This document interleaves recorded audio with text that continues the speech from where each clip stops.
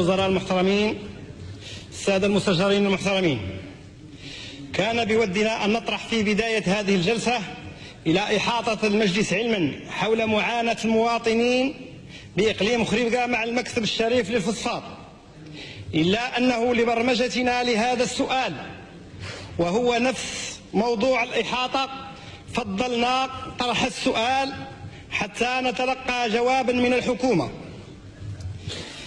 إن إقليم خريبكا أغناه الله بمادة الفوسفات، ووقع اقتناء الأراضي بأثمان رمزية من طرف المكتب الشريف للفوسفات، وهو ملك لكل المغاربة إلا أبناء هذا الإقليم، وخاصة سكان حطان والمفاسيس وأولاد عزوز وأولاد البيوت بخريبكا يعانون من البطالة لعدم اشتغالهم بالأسبقية بهذا المجمع حسب قانون الصفقات الذي يبرمه المكتب الشريف للفوسفات مع مختلف المقاولين، وكذلك عدم احترام الفصل السادس من النظام الداخلي للمكتب الذي ينص على أن الأسبقية للتشغيل تعطى لأبناء المنطقة وأبناء المتقاعدين والأرامل.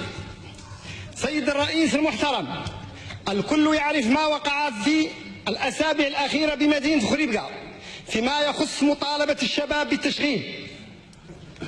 سيد الوزير، نبلغكم أن شباب إقليم خريبكا أصبحوا كلهم يدافعون على هذا الحق المكتسب، ونطلب منكم أن تعلنوا لنا ولسكان المنطقة الذين يتابعون الآن عبر الشاشة أسئلتنا وأجوبة الحكومة على مدى عزمكم لمعالجة هذا الموضوع وإيجاد حلول عاجلة لمشكلة البطالة بالمنطقة التي كنا نعتبرها أغنى منطقة، ولكن الآن أصبحنا نلاحظ أنها أفقر منطقة لكثرة شبابها العاطلين.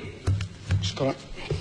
شكرا لكم سيد المستشار. الكلمة للسيد وزير التشغيل والتكوين المهني إجابة على السؤال. تفضلوا سيد الوزير. شكرا سيد المستشار المحترم على طرحه لهذا السؤال اللي كان عنوانه هو مفهوم الجهوية في التشغيل، وهو سؤال إلى اغتنام مفهوم الجهوية كيأتي في واحد الظرفية جد مهمة. المغرب مقبل على إصلاحات دستورية جد مهمة لوضع القطار على السكة فيما يخص الجهوية الموسعة التي ستصبح إن شاء الله قائمة للاستجابة للحاجيات الخاصة بكل جهة على حدة. كما تعرفون وجهتم لنا سؤال في هذا الموضوع وتطرحون فيه كما جاء في تدخلكم إشكالية البطالة في منطقة معينة.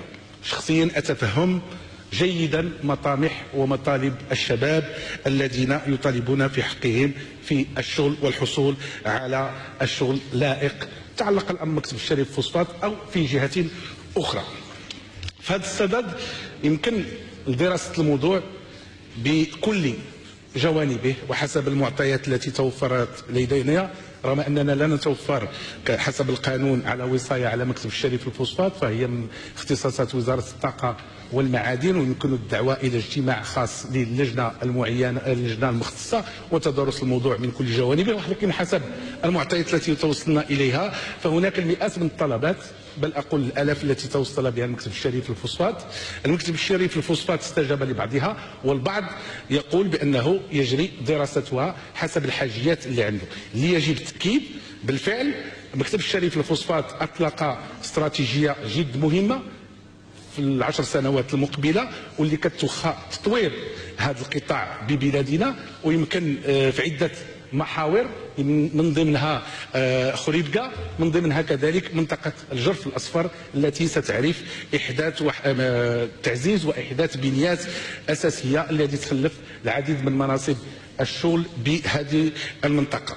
كيبقى نشير لواحد النقطة السيد المستشار المحترم، في الاختصاصات اللي كتولاها وزارة التشغيل كما في علمكم هناك قمنا بدراسات جهوية استشرافية حول حاجيات الجهات في بعض القطاعات المعينة لم تشمل للأسف المكتب الشريف الفوسفات، ولكن في القطاعات الخاصة الأخرى.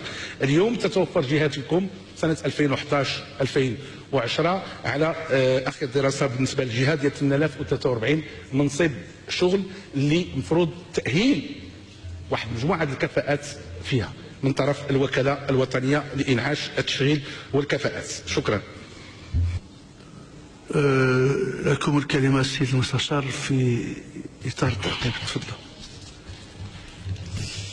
نشكركم السيد الوزير على عناصر الجواب، إلا أنني أؤكد على مسألة أساسية، وهي لجوء المكتب الشريف للفوسفات والشركات المتعاقدة معه على جلب اليد العاملة من خارج الإقليم في الوقت الذي يعانون فيه أبناء المنطقة من البطالة، بعدما سلبت أراضيهم الذين كانوا يشتغلون فيها هم وآباؤهم.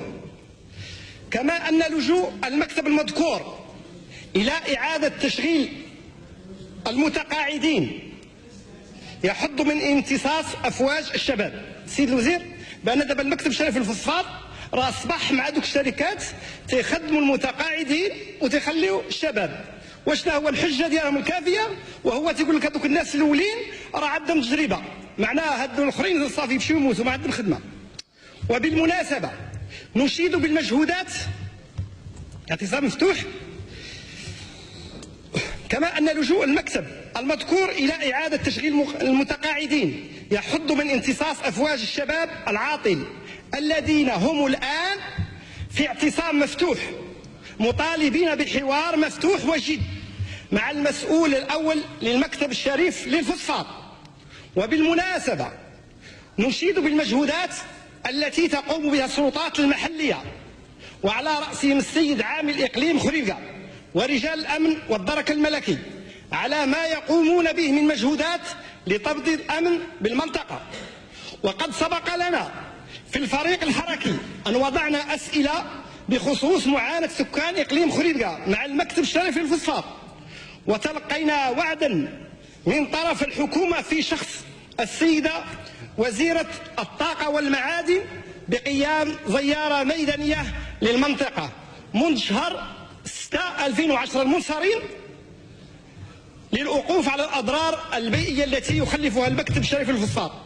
إلا أن هذه السيد الوزير هذه 10 شهور باش مضت وإحنا باقيين تنستناو في هذه الزيارة لم تحقق. كما أننا ذكرناها عدة مرات شفويا وكتابيا، ومواطنين هذا الإقليم دائما يسائلون عن هذه الزيارة. وفي الأخير أقول حسبي الله ونعم الوكيل، اللهم إني بلغت. اللهم إني بلغت. شكرا سيد المستشار. سيد الوزير لكم الكلمة إجابة على السؤال. تفضل. جاء في تدخلكم أو تعقيبكم سيد المستشار المحترم تشغيل المتقاعدين. أظن يجب الإشارة في الاختصاصات اللي عندنا في وزارة التشغيل والتكوين المهني، القانون ومدونة الشغل واضح، لا يمكن تشغيل أي متقاعد تجاوز سن 60 بدون رخصة من وزارة التشغيل والتكوين المهني. أكيد هناك اليوم نقاش حول سن التقاعد في بلادنا، ولكن القانون اليوم المعمول به هو ضرورة رخصة. وزارة التشغيل لم يسبق لها أن أعطت أي رخصة في مجال تمديد لمتقاعدين في القطاع اللي ذكرته. شكرا. شكرا لكم سيد الوزير.